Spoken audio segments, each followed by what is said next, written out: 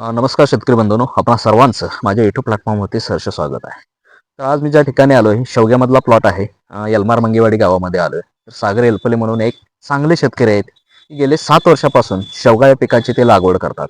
आणि शेवगा या पिकाची लागवड करत असताना शेवगा पिकामध्ये ज्या काही अडचणी असतील, ज्या काही समस्या असतील, त्याच्यावरती योग्य ते नियोजन करून गेल्या 7 वर्षापासून प्रत्येक वर्षी नाही म्हटलं तरी 50 लाखाचं अवरेज उत्पादन ते आपल्या शेवगा या उत्पादनामधून काढत असतात.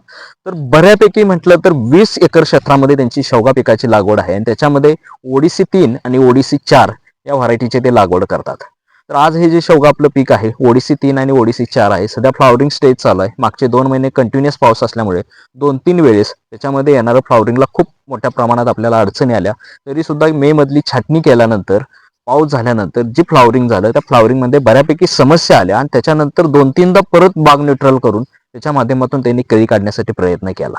आणि कळी काढल्यानंतर आता सध्या चालूला बऱ्यापैकी आपल्याला प्रत्येक झाडाच्या फांदीला खूप चांगल्या पद्धतीने आपल्याला कळी डेव्हलप झालेली दिसून येते. आणि त्याचबरोबर पाठीमागं सुद्धा आपल्याला बऱ्यापैकी शेंगा आहेत, ते शेंगा सुद्धा आपल्याला खूप चांगल्या पद्धतीने डेव्हलप झालेल्या दिसून येत आहे.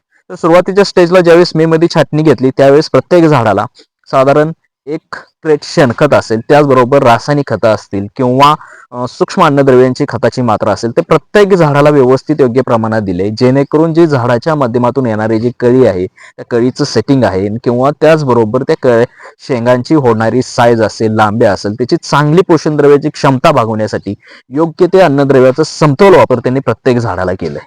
त्याचबरोबर वेळच्या वेळेस 15 दिवसांनी 20 दिवसांनी ज्यावेळेस झाडाला गरज असते त्यावेळेस ते स्लरी सुद्धा ते सोडत असतात. आणि स्लरीमध्ये देशी गाईचं गोमूत्र असेल, शेण असेल किंवा जे इतर वेगवेगळ्या गोष्टी आहेत ते योग्य प्रमाणात वापरून त्याच्या माध्यमातून झाडाला आणि त्याचबरोबर पीएसबी केएमबी असेल, जेणेकरून झाडाच्या मुळामधलं असणारं जे न्यूट्रिएंटचं अपटेक आहे किंवा जे अन्नद्रव्याचं शोषण आहे ते चांगल्या पद्धतीने होण्यासाठी स्लरीमध्ये फॉस्फरस सोल्युबलायझिंग बॅक्टेरिया असेल, पोटॅशियम मेटाबॉलिझम बॅक्टेरिया असेल किंवा पोटॅशियम सोल्युबलायझिंग बॅक्टेरिया असेल, त्याचा सुद्धा ते योग्य वेळेस तंतोतंत वापर करतात.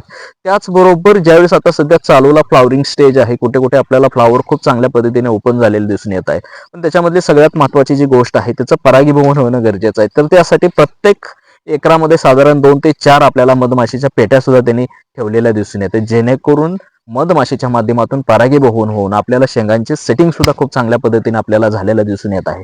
त्याचबरोबर शेवगा पिकावरती सुद्धा वेगवेगळ्या किडींचा आणि रोगांचा प्रादुर्भाव होत असतो आणि त्या किडींचा आणि रोगांचा प्रादुर्भाव रोखण्यासाठी ते अल्टरनेट वेगवेगळे सिस्टॅमिक आणि कॉन्टॅक्ट इन्सेक्टिसाइड आणि फंगीसाइड याचा सुद्धा ते स्प्रे घेत असतात, जेणेकरून येणाऱ्या ज्या समस्या असतील त्याच्यावरती कायमस्वरूपी आपल्याला उपाय भेटेल.